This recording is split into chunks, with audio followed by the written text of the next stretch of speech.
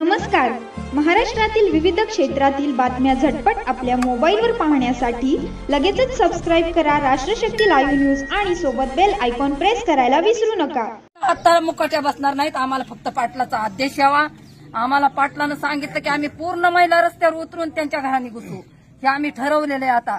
आणि त्यांची निवडणूकच कशी होती ती बघू आम्ही. आमच्या पाटलाचा नाही जर त्यांनी न्याय दिला तर त्यांची निवडणूकच आमचा मराठा समाज महिला मंडळ आम्ही रस्त्यावर उतरू सगळे. आज कुठंतरी याचा परिणाम हे तर मतपेटीवर किंवा येणाऱ्या इलेक्शनवरती होणार असं तुम्हाला वाटतं? 100% होणार. मतपेटीवर एकही पुढाऱ्याला एकही मतदान कोणताही पक्ष असू दे आम्हाला हे पक्ष म्हणायचे नाही. सत्ताधारी तर गप बसलेले आहेत पण विरोधक सुद्धा रस्त्यावर यायला तयार नाहीत. आज आमच्या मराठा समाजासोबत कोणताही पक्ष यायला तयार नाही. आम्हाला नुसते सरकारवरच नाही तर विरोधी बाकावर सुद्धा आवाहन करायचे. तुम्हाला सुद्धा उद्या रस्त्यावर यायचं असेल तर तुम्ही आमच्या मराठा समाजासोबत या. जोपर्यंत तुम्ही मराठा समाजासोबत येणार नाहीत ते पक्ष सगळे खड्ड्यात गेले. एकही पक्षाला आम्ही गावात येऊन देणार नाही. एकही मतदान होऊन देणार नाही, करणार बी नाही. ज्या पद्धतीने एवढ्या मोठ्या प्रमाणात जे तर मराठा समाजाचे आमदार आहेत, खासदार आहेत, परंतु त्यामध्ये पण असं आमचे आमदार खासदार हे मराठीचे म्हणणारा हे मुद्दाम हे आमचेच आमदार खासदार गाठून निघलेत.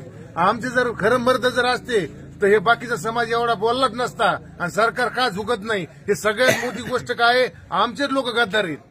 पहिल्यापासून शिवाजी महाराजांच्या काळापासून स्वतःच्याच लोकांनी गद्दारी केली. जे आम्ही आमचे म्हणून ते ज्या गादीवर बसलेत ते आज घर सोडायला तयार नाहीत. हे आमदार खासदार मुख्यमंत्री जे आहेत विरोधी पक्ष सगळ्यांनी एकच दिवस आमर उपोषण करून पहा.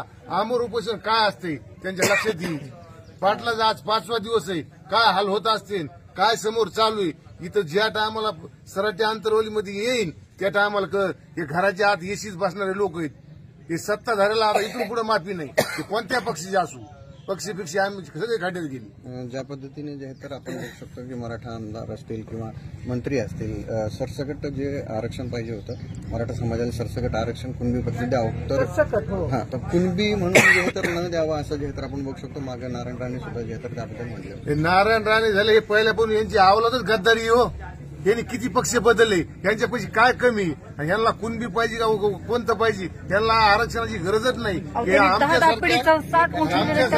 समाजाच्या नावावर यांनी मुख्यमंत्री पदापर्यंत गेलेत. आज त्यांना म्हणा तुम्ही रस्त्यावर या. समाज काय करतोय, समाजात लेकराची काय हाल आहेत, शिक्षणासाठी काय अडचणीत हे सर्वसामान्य जनतेला मराठवाड्यात येऊन पहा म्हणा. तुम्ही घरात बसून बंगल्यात बसून गप्पा मारणारे हे मराठीचे नाहीतच. हे मराठीचे जर असते तर आज समाजासोबत राहिले असते. आज समाज रस्त्यावर आहे आणि हे कुठेच भाड खाऊचे घरात आहेत.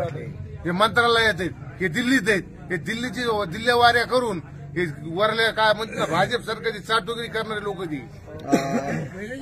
सोशल मीडिया असेल किंवा इतर माध्यमांमध्ये असेल एक मराठा समाजामध्ये आता काही दिवसापासून जे आहे भरपूर दिवसापासून मनोज जरांगे भावी मुख्यमंत्री म्हणून जे आहे तर सुरू आहे. तर काय मराठा समाज जे आहे तर हे शक्य करून दाखवेल तर काय सांग. मराठा समाज काही बी करून फक्त पाटलाचं काय म्हणणं आहे मी राजकारणात येणार नाही. आणि पाटील जर राजकारणात जर आले तर हे बाकी कोणत्याच पक्षाला काहीच घेणं देणं नाही. आमचा फक्त एकच नेता आणि एकच देव ते म्हणजे पाटील. पाटील म्हणते ती दिशा ठरवणार आहे आम्ही. आम्हाला बाकी काही घेणं देणं नाही. पाटलांनी जर म्हणलं ना राजकारणात यायचं पाटील 100% 1001% मुख्यमंत्री करू. पण